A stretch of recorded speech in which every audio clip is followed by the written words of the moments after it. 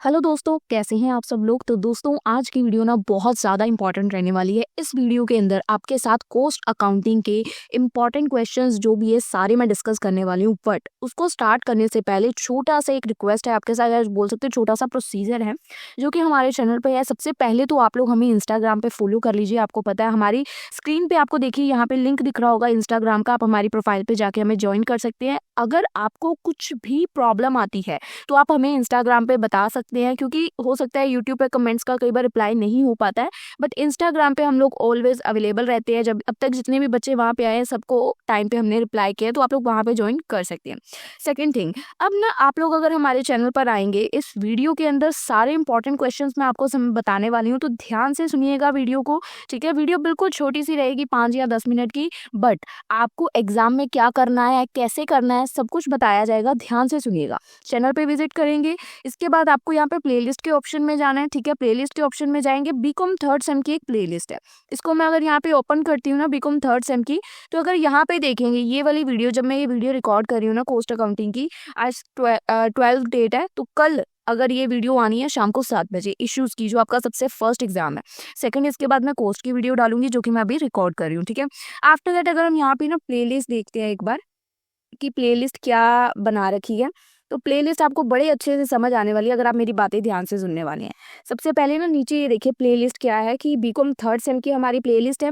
इसके अंदर सबसे पहली वीडियो अगर देखें इश्यूज की है, सेकंड कंपनी लॉ की दोनों वीडियोस हैं। आप लोगों को कोई दिक्कत नहीं आने वाली। कंपनी लॉ की मैंने 3 वीडियोस ऑलरेडी बना रखी हैं। सिर्फ प्लेलिस्ट के अंदर क्या कमी है, 2024 के क्वेश्चन पेपर की, जो मैं अभी आपको वो भी बताऊंगी कि वो मैं आपको कैसे, अगर मैंने करवाया हुआ है या नहीं करवाया हुआ, सब कुछ बताऊंगी। ठीक है, कंपनी लॉ की सारी वीडियोस है, मार्केटिंग मैनेजमेंट की ऑल इन वन एक ही वीडियो है, बट पिछले साल ही मैंने पूरी प्लेलिस्ट अपडेट की थी। जीएसटी की दोनों वीडियोस आपको दिख जाएंगी। जीएसटी का सिलेबस आपका चेंज हुआ है, बट इसका 2024 का जब मैं आपके लिए वीडियो बनाऊंगी ना, इंपॉर्टेंट क्वेश्चंस की वीडियो बनाऊंगी, उसमें मैं आपको बताऊंगी कि कौन सा क्वेश्चन या कौन से सिलेबस में चेंजेस आए हैं, ताकि आपको पेपर में अटेम्प्ट करने में कोई प्रॉब्लम ना आए। ठीक है, हर सब्जेक्ट की यानी कि एक वीडियो आएगी जिसमें इंपॉर्टेंट क्वेश्चंस बताए जाएंगे। इश्यूज की भी दोनों वीडियोस हैं। ठीक है, अब देखते हैं कॉस्ट अकाउंटिंग की। कॉस्ट अकाउंटिंग का मेरे चैनल पे क्या क्या अवेलेबल है। कॉस्ट अकाउंटिंग की सबसे पहले यूनिट 1 की थ्योरी, यूनिट 1 की पूरी थ्योरी 1 घंटे के अंदर कवर करवाई हुई है। उसके बाद यूनिट 1 का जो आपका प्रैक्टिकल चैप्टर है, मटेरियल कंट्रोल चैप्टर के 2019 से लेके 2023 तक के जितने प्रैक्टिकल क्वेश्चन पेपर में आ रखे हैं, सारे इस वीडियो के अंदर विद सॉल्यूशन आपको समझाए गए हैं। सिर्फ 5 इयर्स के क्वेश्चन पूरे डिटेल में सॉल्व करके आपको समझाए गए हैं। ठीक है, उसके बाद लेबर चैप्टर के, ये भी 2019 से 2023 तक के सभी प्रैक्टिकल्स को सॉल्व करके इसमें समझाया गया है। 2 चैप्टर प्रैक्टिकल के हो गए यूनिट 1 से, और यूनिट 1 की थ्योरी भी मैंने करवा दी, तो यूनिट 1 ऑलमोस्ट कवर है। अब यूनिट 2 की बात करते हैं। यूनिट 2 का प्रैक्टिकल चैप्टर हमने कर रखा है ओवरहेड के प्रैक्टिकल मैंने 2019 से 2023 तक के सारे समझा रखे हैं। आफ्टर दैट जो यूनिट 2 के प्रैक्टिकल चैप्टर्स है ना, जो मैंने शायद मैं उनकी वीडियोस नहीं बना पाई, पर मैंने उनके सोल्यूशन जो है, कि जो भी चैप्टर्स बाकी प्रैक्टिकल्स के हैं जिनकी मैं वीडियो नहीं रिकॉर्ड कर पा रही थी, मेरे पास टाइम नहीं था, तो उनके मैंने इस वीडियो के अंदर, जो ये यूनिट 2 के प्रैक्टिकल की वीडियो है ना, इसके अंदर मैंने उसके सोल्यूशन आपको दिखाए हैं, कि अगर किसी बच्चे ने वो चैप्टर ऑलरेडी कर रखा है तो उसको कई बार हो सकता है कि सब में प्रॉब्लम आए, उसका सॉल्व ना हो, तो वो इस वीडियो से उसको कर सकता है। नेक्स्ट, यूनिट 2 की कॉस्ट अकाउंटिंग की पूरी थ्योरी ऑलरेडी अपलोडेड है। अब बात करते हैं कि ये वीडियोस जो है, अब मैंने फिर ये वीडियो क्यों बनाई अगर ऑलरेडी वीडियो बनी हुई थी। ये वीडियो बनाई गई है आपके 2024 के क्वेश्चन पेपर के पॉइंट ऑफ व्यू से, क्योंकि वो वीडियोस जो मैंने बनाई हुई है ना, वो मैंने बनाई है पिछले साल, जिसमें 2023 तक का सारा पेपर का मटेरियल कवर किया हुआ है, यानी कि 2023 तक के सारे सोल्यूशंस उसमें है। यानी कि मैंने पिछले साल 2024 में वो वीडियो डाली थी, 2023 तक के क्वेश्चन पेपर अवेलेबल थे, सारे क्वेश्चंस उसमें कवर है। अब जो पेपर पिछले साल आया था वो उसमें कवर नहीं है, तो एक नज़र उस पर मारेंगे कि उस क्वेश्चन पेपर में क्या आया था। ठीक है, सबसे पहले 2024 का क्वेश्चन आया था क्वेश्चन पेपर में, what is the meaning of cost accounting. इसका कंपैरिजन करना है आपको फाइनेंशियल अकाउंटिंग के साथ। What deficiency does this system suffer from, कि किन डेफिशिएंसी से ये सिस्टम सफर करता है। ये क्वेश्चन जो यूनिट 1 की थ्योरी की वीडियो है उसके अंदर ऑलरेडी कवर है, क्योंकि सेम क्वेश्चन 2015 में, 2021 में और 2024 में आया था। जो पुरानी वीडियोज है वो 2019 से लेके 2023 तक के सिलेबस को कवर कर रही है, क्वेश्चन पेपर्स को। तो 2021 में एग्जैक्ट क्वेश्चन पूछा गया था, तो इस क्वेश्चन का आंसर आपको प्रीवियस वीडियो में मिल जाएगा। सेकेंड क्वेश्चन जो 2024 में पूछा गया था, ये मेरी किसी भी वीडियो में मैंने नहीं करवाया हुआ, तो इस क्वेश्चन को थोड़ा सा समझाऊंगी मैं, आप समझने की कोशिश करिएगा, थोड़ा कंसंट्रेशन आपका मुझे यहाँ पे चाहिए। क्वेश्चन क्या है, आउटलाइन द स्टेप्स, स्टेप्स को आउटलाइन करना है कि परचेज करने का, जो परचेज करने का साइकिल होता है, परचेजिंग साइकिल, उसके क्या स्टेप्स है। और आपको इसके एक डॉक्यूमेंट भी बना सकते हो कि कौन कौन से डॉक्यूमेंट्स यूज होंगे जब आपको कोई भी परचेज साइकिल चाहिए। तो ये बिल्कुल बेसिक सा क्वेश्चन है कि परचेजिंग साइकिल क्या होता है। सबसे पहले परचेजिंग साइकिल होता क्या है, परचेज साइकिल को हम लोग प्रोक्यूरमेंट साइकिल भी बोलते हैं। ये एक स्टेप बाय स्टेप प्रोसेस होता है जिसमें ऑर्गेनाइजेशन जिसको फॉलो करती है ताकि वो अपनी कंपनी के लिए गुड्स या सर्विसेज को सप्लायर से बाय कर सकें। परचेजिंग साइकिल है, ये कोई नॉर्मल कस्टमर नहीं बाय कर रहा कि एक प्रोडक्ट दे दे, दो प्रोडक्ट दे दे, नहीं, कंपनीज बाय कर रही हैं बल्क में सामान, ठीक है। तो उसके लिए एक परचेजिंग का साइकिल होता है, जो वो रॉ मटेरियल वगैरह बाय करती हैं कंपनीज, ठीक है। तो इसमें ये इंश्योर करते हैं कि राइट मटेरियल हमारे पास आए, हम राइट मटेरियल को परचेज करें, इन द राइट क्वांटिटी में खरीदें और राइट टाइम पे और राइट प्राइस से, और फ्रॉम द राइट सोर्स, कि सही सोर्स से ही हमने उस चीज को खरीदना है। तो ये परचेज साइकिल का सिंपल मीनिंग था। यहाँ पे इसका प्रोसेस बताया गया। प्रोसेस क्या होता है कि परचेज साइकिल का पहले आप रिकॉग्नाइज करोगे कि किस किस चीज़ को खरीदने की ज़रूरत है, कौन कौन सा रॉ मटेरियल हमारा खत्म है, रिकॉग्नाइजेशन ऑफ नीड। ये प्रोसेस बिगन होता है with the department identifier. Department identify करता है कि किन गुड्स या सर्विसेज की हमें ज़रूरत है। जैसे कि प्रोडक्शन डिपार्टमेंट है तो उसको रॉ मटेरियल की ज़रूरत होगी, नीड्स रॉ मटेरियल।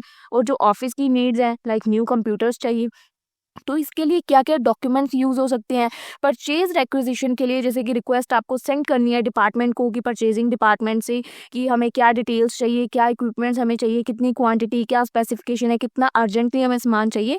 तो उसके बेसिस पे आपको एक परचेज रेक्विजिशन चाहिए, जो आप जिसमें आप रिक्वेस्ट भेजोगे डिपार्टमेंट को कि हमारे परचेजिंग डिपार्टमेंट में या किसी भी डिपार्टमेंट में हमारा सामान खत्म है और हमें परचेजिंग करनी है, ठीक है। स्टेप 1 में आप रिकॉग्नाइज करोगे कि हमें किस चीज़ की ज़रूरत है। स्टेप 2 में आप ढूंढोगे कि कौन से सप्लायर से आपको खरीदना है, selection of supplier. Purchasing department looks for the suitable supplier, जो कि आपको गुड्स या services as per your need, according to your need आपको प्रोवाइड कर सके। कोटेशंस को इनवाइट किया जाता है और उनको कंपेयर किया जाता है। आपने देखा होगा, लोग अगर कोई बिल्डिंग ही है जैसे बननी है, उसके लिए टेंडर्स भरे जाते हैं, टेंडर्स भरते हैं, उसमें हर बंदा अपनी अलग अलग कोटेशन डाल के बेचता है कि हम आपकी बिल्डिंग इतने करोड़ में बना देंगे, इतने लाखों में बना देंगे। सबकी अपनी अपनी कोटेशंस होती है और वो बहुत ज़्यादा प्राइवेट होती है, किसी भी दूसरे बंदे को, सामने वाले बंदे की कोटेशन नहीं पता होती है, ठीक है। आपको अपने अकॉर्डिंग कोटेशन सेट करनी होती है, प्राइस सेट करके आप भेज देते हो, ठीक है। तो यहाँ पे कोटेशन को इनवाइट किया जाता है, हर कंपनी अपना अपना कोटेशन भेजती है कि हम आपको सामान बेचना चाहते हैं। आप सभी कोटेशंस को कंपेयर करते हो उनके प्राइस, क्वालिटी, डिलीवरी टाइम और रिलायबिलिटी के बेसिस पे, ठीक है। फिर इसमें क्या क्या डॉक्यूमेंटेशन यूज होती है, रिक्वेस्ट जो आती है, रिक्वेस्ट फॉर कोटेशन, जो आपने रिक्वेस्ट भेजी, और इंक्वायरी की जाती है, इंक्वायरी लेटर की जरूरत होती है जो आप सप्लायर को भेजते हो फॉर प्राइस कोटेशन। कोटेशन में क्या होता, कोटेशन के रिप्लाई में, reply receive from the supplier. जैसे कि आपने कोटेशन के लिए रिक्वेस्ट डाली कि हमें कोटेशंस की ज़रूरत है, तो बहुत सारी कंपनीज कोटेशन फिल करेंगी या टेंडर फिल करेंगी, अपनी अपनी कोटेशन आपको भेजेंगी। तो उसके रिप्लाईज आपको रिसीव होंगे सप्लायर से, जिसमें वो अपनी डिटेल बताएंगे कि हम आपको ये प्राइस देंगे, ये हमारी टर्म्स एंड कंडीशंस होंगी, ठीक है। आप कंपेयर करके जो आपको अच्छा लगेगा उस सप्लायर को सिलेक्ट कर लोगे, ठीक है। थर्ड स्टेप क्या है, evaluation and approval of supplier. यानी कि आप इवेल्युएट करोगे और अप्रूव करोगे कोटेशन। जैसे ही आपको डिफरेंट सप्लायर से कोटेशंस आई, आप उनको एनालाइज करोगे, कंपेयर करोगे, जो भी बेस्ट सप्लायर होगा आप उसको सिलेक्ट करोगे based on the cost, quantity या क्वालिटी या रिलायबिलिटी। अप्रूवल मैनेजमेंट से लेना ज़रूरी है। यहाँ पे जो भी सप्लायर को आप फाइनल कर रहे हो उसका अप्रूवल मैनेजमेंट देगी तो ही बेस्ट है। डॉक्यूमेंट्स इसमें क्या यूज़ होंगे, कंपैरेटिव स्टेटमेंट जो आपकी होगी, टेबल जिसमें आप कंपेयर कर पाओगे कि कोटेशंस डिफरेंट सप्लायर्स की क्या क्या है, और सप्लायर अप्रूवल नोट। मैनेजमेंट अगर अप्रूव कर देगी, जो भी सिलेक्टेड सप्लायर होगा उसको सप्लायर अप्रूवल नोट भेजा जाएगा कि ये सप्लायर को हमने अप्रूव कर दिया, अप्रूवल भेजा जाएगा, ठीक है। तो सिंपल है कि एवेल्युएट करोगे एंड देन जो भी आप सिलेक्ट करोगे बंदे को, उसको आप अप्रूवल भेज दोगे। ये सिंपल डॉक्यूमेंट्स यूज होंगे। Fourth, placement of purchase order. अब आपने परचेज ऑर्डर को प्लेस कर दिया after selecting the supplier. Supplier select करने के बाद अब आपने ऑर्डर को कह सकते हैं प्लेस कर दिया, ठीक है। ऑर्डर को इशू कर दिया, परचेज ऑर्डर इशू कर दिया कि हमें ये चीज़ का ऑर्डर है, हम इशू कर रहे हैं, हमें परचेज करनी है। तो एक लीगल कॉन्ट्रैक्ट होता है जो कन्फर्म करता है कि जो डिटेल्स हैं परचेज की, जैसे कि description of the goods, quantity, price, delivery date, payment term, सब कुछ उस कॉन्ट्रैक्ट में, लीगल कॉन्ट्रैक्ट में जो परचेज ऑर्डर इशू किया गया उसमें लिखा होता है। तो उसमें डॉक्यूमेंट परचेज ऑर्डर यूज होता है जो कि सेंड किया जाता है सिलेक्टेड सप्लायर को, जिसमें ऑथोराइजेशन होती है कि हम आपको परमिशन दे रहे हैं, हमें आपसे ही सामान खरीदना है, अथॉरिटी दे रहे हैं कि आप हमें सामान भेजो, ठीक है। वो एक परचेज ऑर्डर हम उसको सेंड कर देते हैं, प्लेसमेंट कर दिया हमने अपने, मतलब कह सकते हैं कि हमने ऑर्डर प्लेस कर दिया, जैसे हम ऑनलाइन भी करते हैं। स्टेप नंबर 5 क्या है, फॉलोअप एंड एक्सपेडिटिंग, यानी कि फॉलोअप लेते रहना कि परचेज डिपार्टमेंट कैसे कर रहा है, फॉलोअप लेना विद द सप्लायर्स, कि इंश्योर करना कि भाई टाइम पे डिलीवरी कर देना, अगर कोई डिले है तो पहले ही सप्लायर को रिमाइंडर करवा दो कि हमें टाइम पे चाहिए, इमरजेंसी है, ठीक है। तो इसमें डॉक्यूमेंट्स क्या है कि फॉलोअप का एक लेटर होता है या कोई रिमाइंडर का नोट होता है जो आप सप्लायर को भेजते हो कि कोई डिले नहीं होना चाहिए, हमें टाइम पे चाहिए, ठीक है। 6 नंबर, रिसिप्ट ऑफ गुड्स। अब यहाँ पे आपको गुड्स रिसीव हो जाते हैं। When goods arrive, receiving department check करता है आइटम्स को against the purchase order, purchase order से कंपेयर करके चेक करते हैं कि सब कुछ सही है, डिलीवरी चलान देखता है, गुड्स को इंस्पेक्ट किया जाता है क्वांटिटी और क्वालिटी के बेसिस पे। इसमें डॉक्यूमेंट्स क्या यूज होते हैं, गुड्स रिसीव का नोट, GRN, जो कि जब गुड्स प्रिपेयर किया जाता है, जब गुड्स रिसीव हो जाते हैं, मेंशन, उसमें क्वांटिटी और कंडीशन को मेंशन किया जाता है कि हमें गुड्स रिसीव हो गए हैं, उसकी क्या क्वांटिटी आई, कितनी कंडीशन आई, जैसे हम फीडबैक देते हैं अगर ऑनलाइन भी कुछ परचेज करते हैं। सेकंड, डिलीवरी चालान की डॉक्यूमेंट की ज़रूरत होती है, सेंड बाय सप्लायर, ये गुड्स के साथ ही आपका डिलीवरी चालान भेजा जाता है। थर्ड, डॉक्यूमेंट इंस्पेक्शन रिपोर्ट की ज़रूरत होती है, if goods are tested for quality, अगर गुड्स को टेस्ट किया गया तो इंस्पेक्शन की रिपोर्ट भी आपको भेजनी पड़ेगी। स्टेप नंबर 7 क्या है, वेरिफिकेशन ऑफ इनवॉइस। अब यहाँ पे आप अपने बिल की वेरिफिकेशन करोगे। सप्लायर ने आपको सेंड किया एक जो आपका बिल है पेमेंट का, invoice for payment, account department verify करेगा इनवॉइस को with the purchase order and GRN number, तो जिसके भी 3 तरीके हैं, ठीक है। और इसमें डॉक्यूमेंट्स कौन सी होंगी, सप्लायर ने जो आपको बिल भेजा, जो आपका परचेज ऑर्डर है, और जो आपको गुड्स रिसीव नोट मिला था कि जो आपने भेजा था कि हमें गुड्स रिसीव हो गए, उसकी क्या कंडीशन है। आप वेरिफिकेशन कर दो कि भाई हमें मिल गए, ठीक है। अब आप पेमेंट करोगे सप्लायर को। आफ्टर वेरिफिकेशन पेमेंट आपको करनी पड़ेगी जो भी आपने एग्री टर्म की थी, कैश, चेक या बैंक ट्रांसफर, तो पेमेंट वाउचर या चेक या रिसिप्ट के थ्रू जो भी आप करोगे। And the last, record keeping, records को आपको रखना पड़ेगा ना, और रिव्यू करते रहना रहेगा। तो all documents related to the purchase, आप उनको, जो भी आपके डॉक्यूमेंट्स हैं उनको एक फाइल में लगाओगे या उनके रिकॉर्ड्स को रिकॉर्ड करोगे, ताकि अगर आपको फ्यूचर में कोई भी रेफरेंस चाहिए हो या ऑडिट करनी हो तो आपके पास प्रूफ्स हो या रिकॉर्ड्स अवेलेबल हो, ठीक है। परफॉर्मेंस ऑफ द सप्लायर की कैसी उसकी परफॉर्मेंस थी, आप फ्यूचर में रिव्यू कर सकते हो कि हमें दोबारा इस बंदे से ऑर्डर करना है या नहीं करना है। तो इसमें डॉक्यूमेंट्स क्या यूज होंगी, परचेज फाइल और सप्लायर परफॉर्मेंस रिकॉर्ड, ठीक है जी। तो गाइज ये क्वेश्चन हो जाता है यहीं पे समाप्त। और यूनिट 1 के थ्योरी के जो क्वेश्चन, 2 ही क्वेश्चन आए थे, बाकी के क्वेश्चन जो थे वो पिछली वीडियो मैंने आपको दिखाई, जो मैंने ऑलरेडी पिछले साल डाली हुई है, आपको उन वीडियोस को जरूर देखना है। बात करते हैं यूनिट 2 की थ्योरी की। आफ्टर दैट मैं आपको 2024 के क्वेश्चन पेपर में प्रैक्टिकल क्वेश्चंस भी दिखाऊंगी कि कौन से आ रखे हैं। यूनिट 2 की देखते हैं हमारा यूनिट 2 कि कोस्ट अकाउंटिंग के यूनिट 2 के इंपॉर्टेंट क्वेश्चंस क्या हैं। तो सबसे पहले ना गाइज आपकी स्क्रीन पे जो क्वेश्चन है कि कोस्ट लेजर अकाउंट्स क्या है, इसको ब्रीफली एक्सप्लेन करें। गाइज ये क्वेश्चन पिछले 4 सालों से रिपीट हो रहा है, नो डाउट, अगर क्वेश्चन पेपर देखें। पर अगर आपका आज का लेटेस्ट अपडेटेड सिलेबस देखें ना, तो उस सिलेबस में ये चैप्टर अवेलेबल नहीं है, ठीक है। तो हमने ये क्वेश्चन, चाहे इंपॉर्टेंट है फिर भी ये स्किप करेंगे क्योंकि ये प्रीवियस 3 ईयर से रिपीटेड है। पर मैं आपको आपका सिलेबस दिखा देती हूँ, यूनिट 2 का सिलेबस अगर आप लोग देखेंगे स्क्रीन पे आपकी सिलेबस है, तो इस सिलेबस के अंदर कहीं भी कोस्ट लेजर अकाउंटिंग नहीं है।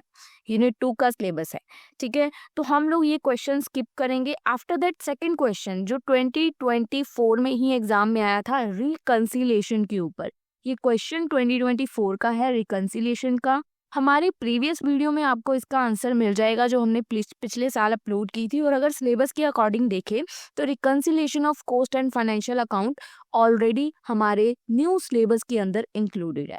तो न्यू सिलेबस के अंदर हमारे क्या क्या इंक्लूडेड है, ओवरहेड वाला चैप्टर और रिकंसिलिएशन, ये दोनों ही पुराने सिलेबस के अकॉर्डिंग। ये जो न्यू ऐड हुआ है वो है मेथड ऑफ कॉस्टिंग। तो ये चैप्टर गाइस ऐसा है कि जिसके ऊपर हमें अभी तक ये नहीं पता, क्योंकि ये आपके सिलेबस के अंदर न्यू आया है। पहले ये जो क्वेश्चन थे ना, यानी कि ये चैप्टर था, ये कौन से सब्जेक्ट के अंदर था, ये बीकॉम फोर्थ सेम में कॉस्ट मैनेजमेंट सब्जेक्ट है, जिसके अंदर आपको ये पूरा एक चैप्टर है job costing, batch costing, operating costing और कॉन्ट्रैक्ट या प्रोसेस कोस्टिंग, सभी टॉपिक्स को मिला के क्वेश्चन पूछा गया। ठीक है, मैं आपको ना उस चैप्टर की वीडियो एक बार दिखाना चाहूंगी कि क्या क्वेश्चन हमारा जो एग्जाम में आ रखा है उस चैप्टर से। अगर आप लोग हमारी ये वीडियो देखेंगे ना, इस वीडियो का मैं लिंक आपको नीचे डिस्क्रिप्शन में देने वाली हूँ। इसके अंदर अगर देखेंगे, हमने पहले देखा कोस्टिंग के ऊपर ही, एक्टिविटी बेस्ड कोस्टिंग। ठीक है, थोड़ा सा आगे यहाँ पे हम जाएंगे ना, तो हमें यहाँ पे जॉब कोस्टिंग, बैच कोस्टिंग, ये सारी कोस्टिंग्स मैंने अगर मैं बताऊँ इस वीडियो के अंदर कवर मिलेंगी। थोड़ा आगे करते हैं, ये देखिए। तो गाइज यहाँ पे अगर आप देखेंगे तो देखिए आपको सारी कोस्टिंग मिल जाएंगी, activity based costing, inter-firm costing, batch costing, uniform costing, difference between job, batch and process costing. ठीक है, एक तो ये वीडियो है जो मैंने कॉस्ट मैनेजमेंट की पिछले साल ही, अभी मतलब इसमें 2024 का क्वेश्चन पेपर अपडेटेड है, क्योंकि ये 6 महीने पहले की ही वीडियो है। जब फोर्थ सेम का पेपर हुआ था ना, तब ये मैंने वीडियो बनाई थी। अगर आप ये वीडियो की टाइम देख लेंगे, 6 महीने पुरानी ही वीडियो है। ठीक है, इसमें 2024 के कि जॉब या बैच वाले चैप्टर से प्रैक्टिकल क्वेश्चंस भी कौन कौन से एग्जाम में पूछे गए हैं वो भी मैंने यहाँ पे दिखा रखे हैं एंड में। इसके अकॉर्डिंग देखें तो जॉब कोस्टिंग, बैच कोस्टिंग ये हमारा न्यू ऐड हुआ है, तो हमें नहीं पता इसके इंपॉर्टेंट टॉपिक्स क्या हो सकते हैं। पर आप लोग क्या चीज कर सकते हो, एक तो इस वीडियो के अंदर जो मैंने टॉपिक ये कवर किए हैं, job costing, batch costing, operating costing, आप इन सबको देख सकते हो। इसके अलावा आप यहाँ पे टॉपिक लिख सकते हो, जैसे कि जॉब कोस्टिंग हमारा टॉपिक है, कोई भी अपने चैनल पे जाके सर्च कर सकता है जॉब कोस्टिंग टॉपिक लिख के, बाय क्विकली लर्न टॉपिक्स लिखोगे ना पीछे हमारे चैनल का नेम, तो आपको ये वीडियो सजेस्ट करेगा। अगर आप इस पे यूट्यूब पे जाके ऐसे सर्च करेंगे तो आपको हमारी ये वीडियोस हैं पुरानी, मैं पहले ही बता रही हूँ, हो सकता है इनमें क्वालिटी अच्छी ना हो, वॉइस के पीछे बैकग्राउंड नॉइज बहुत हो, पर टॉपिक की क्लैरिटी अगेन आपको फिर से वही मिलेगी, क्योंकि ये बीकॉम फोर्थ सेम का सब्जेक्ट था, मतलब कॉस्ट मैनेजमेंट के अंदर ये चैप्टर था। इसके ऊपर एक एक टॉपिक पे डिटेल वीडियो थ्योरी की, उसके बाद इसके प्रैक्टिकल्स भी मैंने सॉल्व करवाए हुए हैं। इसकी एक प्रॉपर प्लेलिस्ट है, अगर मैं आपको बोलूं कि कॉस्ट मैनेजमेंट की प्रॉपर आपको प्लेलिस्ट मिल जाएगी। अगर आप सर्च करेंगे cost management playlist by quickly learn topics लिख के सर्च करेंगे ना, तो आपको इसकी प्लेलिस्ट भी मिल जाएगी। मैं आपको एग्जैक्ट करके दिखा रही हूँ ताकि आपको कोई भी ढूंढने में दिक्कत ना आए। आप लोग पीछे चैनल का नेम नहीं लिखते हो, फिर आपको वीडियोस के टॉपिक ही नहीं मिल पाते। तो आपको पीछे एग्जैक्ट ऐसे लिखना है। सबसे टॉप पे देखिए हमारी ये कॉस्ट मैनेजमेंट की प्लेलिस्ट आ गई है, जिसको अगर मैं प्ले करूँ, ठीक है, इसके साइड में हमें सारी वीडियोस दिखेंगी कि हमें कौन कौन सी वीडियोस चाहिए, जो जो टॉपिक्स हमें चाहिए सारे इसमें दिखाए जाएंगे कि कौन से इंपॉर्टेंट है, कौन से हमें करने हैं। ठीक है, हम लोग इसकी प्लेलिस्ट एक बार देख लेते हैं यहाँ पे। तो गाइज देखिए हमारी ये नीचे प्लेलिस्ट आ रही है। एक तो हमने ये फर्स्ट वीडियो हमारी जो प्ले हुई, उसके बाद देखिए जॉब कोस्टिंग की वीडियोस, दूसरी वीडियो है जॉब कोस्टिंग की, इसके अंदर प्ले प्रॉब्लम सॉल्व की गई। अगर आपको प्रैक्टिकल प्रॉब्लम्स, ये वीडियोस मैं आपको बार बार बोल रही हूँ काफ़ी पुरानी, अगर आप इनकी डेट्स देखेंगे तो ये 4 साल पुरानी वीडियो है आई थिंक ये। ठीक है, पर टॉपिक का मतलब वही रहेगा। जॉब ऑर्डर कोस्टिंग क्या होता है, उसका मीनिंग तो 4 साल में बदल नहीं गया। ये कोई वो चीज़ नहीं है कि जैसे इनकम टैक्स चेंज होता रहता है, वो चीज़ नहीं है, मीनिंग वही रहेगा। इंपॉर्टेंट क्वेश्चंस आपको कॉस्ट मैनेजमेंट के क्वेश्चन पेपर से मैंने जो दिखाए, पिछली वीडियो जो मैंने आपको बताई, उसका मैं लिंक नीचे दे दूंगी, कॉस्ट मैनेजमेंट के यूनिट 1 का।